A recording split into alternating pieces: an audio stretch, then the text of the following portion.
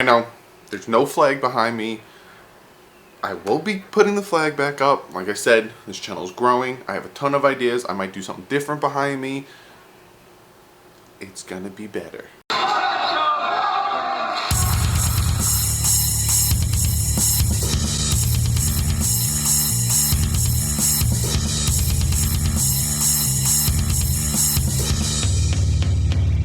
What's up, fans? So today was the live scrimmage. I was unable to go, but I was able to listen to it on the radio. If you go on radio.com, again, I'm not sponsored by them, you can listen to, I listen to 560, I live in New Jersey, so you can listen to the Dolphins radio wherever. Also, Michael told me that they were live streaming it on Facebook, and then he instantly was like, oh wait, they cut the stream, and it's because they only live streaming like the intro and like them kicking and all that other stuff. I have some news and notes from the scrimmage, and I have Adam Gase's quick press conference, and then I have some news about the fantasy league that I'm doing, and I'm also have some news about the stream. So let's get into this and get this started, or as I like to say, let's get started. So there were 7-on-7s, and Ryan Tannehill with a nice 36-yard bomb. Guess who, everybody? His boy, Mike Gesicki. TJ McDonald was on the coverage, and it seems like he got blown by, so that's that. And then David Fales with a nice slant pass to Jakeem Grant, who consistently gets open on the defense because of his speed, his shortness, and his quickness. Speed and quickness are two different things, just so you know. And then Bryce Petty throws a 36-yard touchdown pass to Carew. It was underthrown, but the defender played it kind of crappily, so touchdown. Now, some scrimmage news. Joseph was kicking the ball off on the kickoff to Jakeem Grant, and he took it for 45 yards. They weren't tackling to the ground, so it's kind of like you got touched, you stopped. And I guess his little ass didn't get touched because he went 45 yards, everybody, 45 yards. Then it was Dolphins' first team offense versus Dolphins' second team defense, and then vice versa. Dolphins' first team defense versus Miami's second team offense. The first team offense did poor on the first series. They went 3 and out, and then Hack came in to kick the punt, and he shanked it. 30-yard punt. This guy did not do well last season, and if he keeps with this trend, I don't see him making it out of training camp or the preseason, and they will pick up a punter. And then Tannehill ran a naked bootleg, 12 yards. There's no defender with him. Still has his legs under him and still has his speed, which is great to hear. And then Sanders makes a 47-yard field goal after 2 series are stalled. And Sanders is going to be our kicker because he's been the most consistent in training camp, and Joseph has been inconsistent. I don't think he's had a perfect day where Sanders had a 6-for-6 day. And then Charles Harris sacks Tannehill. That was on Laramie Tunsil. And then the very next play, Charles Harris sacks Tannehill again. This one, if he actually hit him, he would have probably killed him and would have had a strip fumble. And the thing that sucks about that second sack is it was on Gesicki. He blew right by Gesicki for the sack. And then back-to-back plays, Balaj gets tackled in the backfield, one from Kiko Alonso and another from Gachow. What I'm reading from the guys who were there and all these beat writers is they're saying that Balaj seems to be telegraphing what he's doing and, again, hesitating. I think this is just jitters. I'm not saying Balaj is bad, and I don't think that Balaj is going to do crappily, if that's a word. But I just think it's jitters. I'm telling you, on Thursday, we'll probably see a different running back. Like I said with the kicking, Joseph Smith's a 52-yard field goal. But again, it's 52 yards. This offense, kickers need to make field goals. And Sanders has the leg to make a 52-yard field goal. He has the leg to make a 56-yard field goal. But this offense, you need to help the kickers out by getting them closer, you know? Like if we need a 3 points to win and we set up Sanders to make a 55-yard field goal and he misses it, yeah, that sucks. That's your job. That's your one and only job, is to make these field goals, but you couldn't have gotten them closer, you know? So that's the way I see it. And then Moten gets a tackle for loss on Balaj, but he does this by pushing Hilliard into the backfield and making the tackle. So this defensive line is eating. And on a deep dig route, Scott gets a nice 17-yard pass from Osweiler. And then Osweiler throws the only touchdown, which is a 1-yard touchdown in the red zone to Drew Morgan. Bryce Petty throws a 40-yard pass to Rashawn Scott to get Miami in the red zone. And then Collins with a breakup on 3rd down pass to Drew Morgan. Defense holds on 3rd down. And then another offensive penalty on 4th down. I'm going to talk about that in a second. Joseph makes a 39-yard field goal. So he makes up for the missing of the 52-yarder. But again, like I said, offense needs to help out. And then the top performers from the scrimmage: Charles Harris, 2 sacks. One of them would have killed Ryan Tannehill. Kiko Alonso is playing super physical. Even yesterday I told you he was playing like he's in regular season form. And Rashawn Scott with that reception. Dolphins defense just destroyed this scrimmage. We get into Adam Gase's press conference, then I'm going to make a few announcements, then I'll get to the comment of the day. So in Adam Gase's press conference, he started off by, he was pissed. Now, I didn't mention this, but there was false start after false start after, you know, all these penalties in this scrimmage, and it was just agonizing.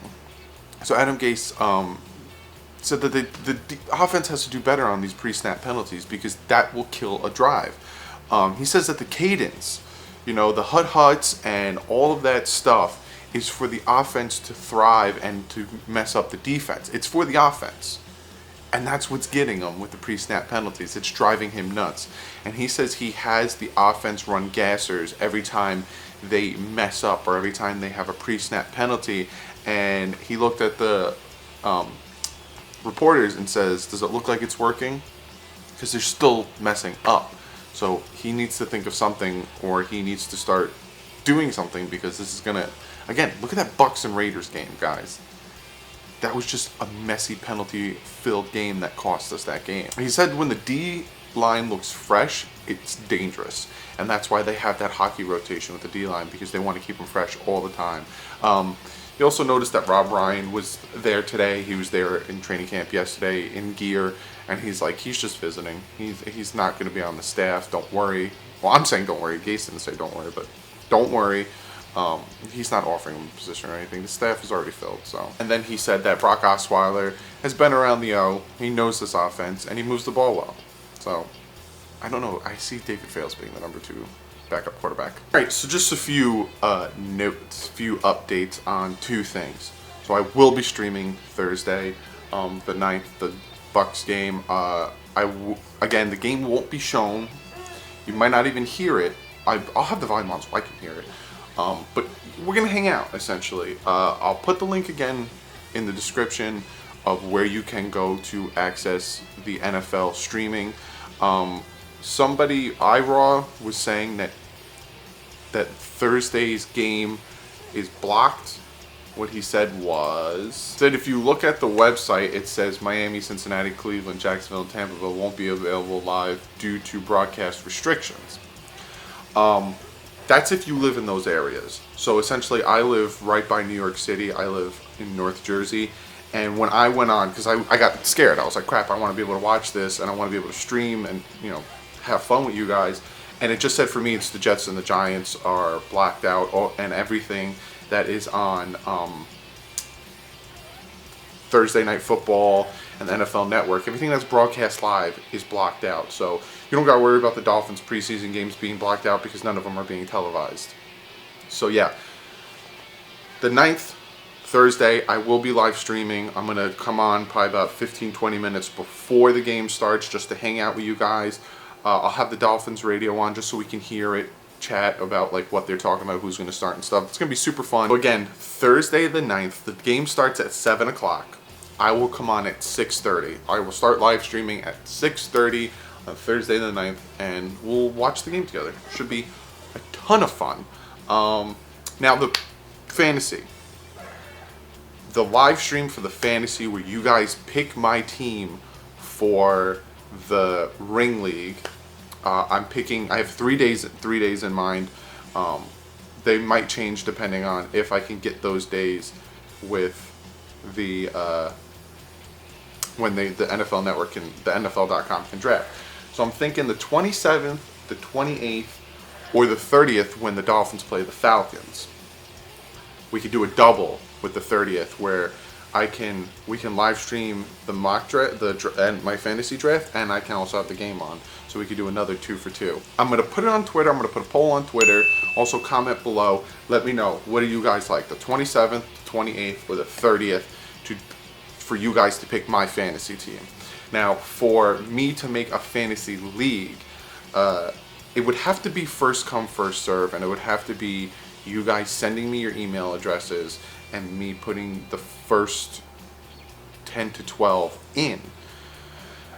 I want to know from your guys' opinion, would it piss some of you off if all of you send me your email addresses and I pick the first 12 and you feel like I gypped you? It's actually the first 11 if I do 12 because I'm going to be in the league too. You guys just want to help me draft my team, or do you guys want me to put a DouglieDoWrong fantasy team together? It's going to be free, but you guys would have to fight over, like, I don't want, I don't want bad blood to happen if you don't get picked to be the 12th to be in the league with me.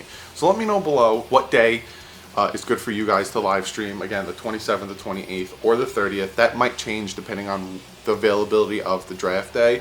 And also, do you guys still want me to do the league, being that most of you guys, we're almost at 1,200 subscribers. I'm only going to pick 11 of you guys. Most of you guys won't get in.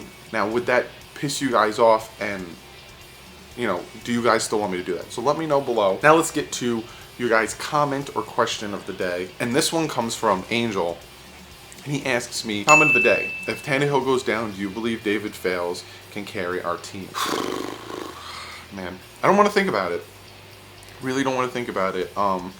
If Tannehill goes down, do I think David Fales can carry this team? Yes.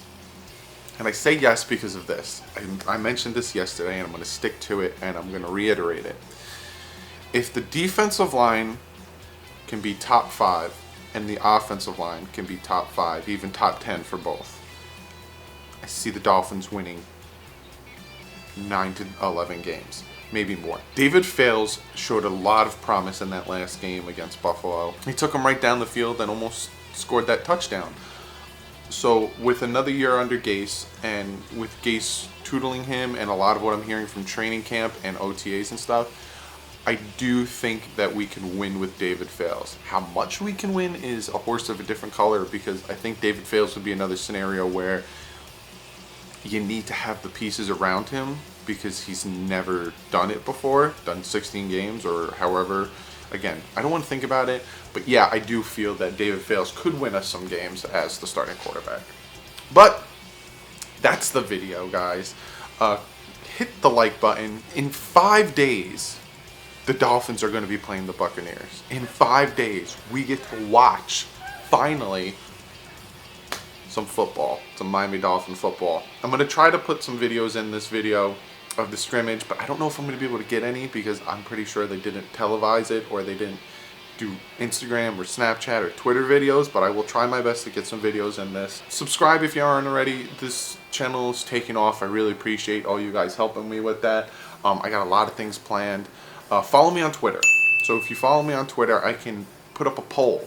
And if things change with the date of the draft, I can put up another poll, just trying to get your guys when you're available. If things change, don't worry, I'll make a video and I'll interact with you guys here as well. But do follow me on Twitter so I can also find out that way with the poll. Follow my second channel, The Bit Boys. I'm getting Madden, I think Monday. I think I pre-ordered it and I'll get it on the 7th, but I think GameStop is going to start giving them out on the 6th. So I'm getting Madden on the 6th. We're going to try to do some recording on the 6th. I have a ton of things planned. We got Mutt. I'm going to open some packs. My two buddies, Frank and Sammy, and the Bit Boys, have never played Madden before, so I'm going to do a series where they play each other. I'm going to do the long shot series. I'm going to bang that out, put that out for you guys. So subscribe to the second channel if you want to see some Madden.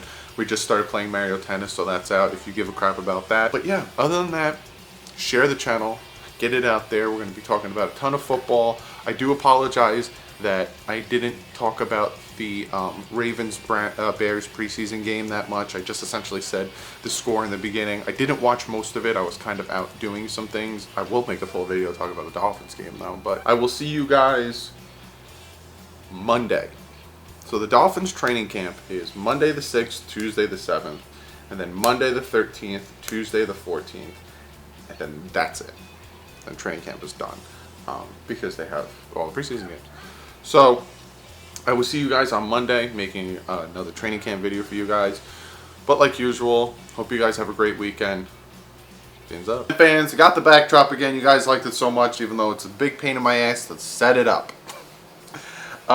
Day 8 of training camp. We're going to get into the usual notes. No pads today, just uppers. Some people didn't practice that, we expect.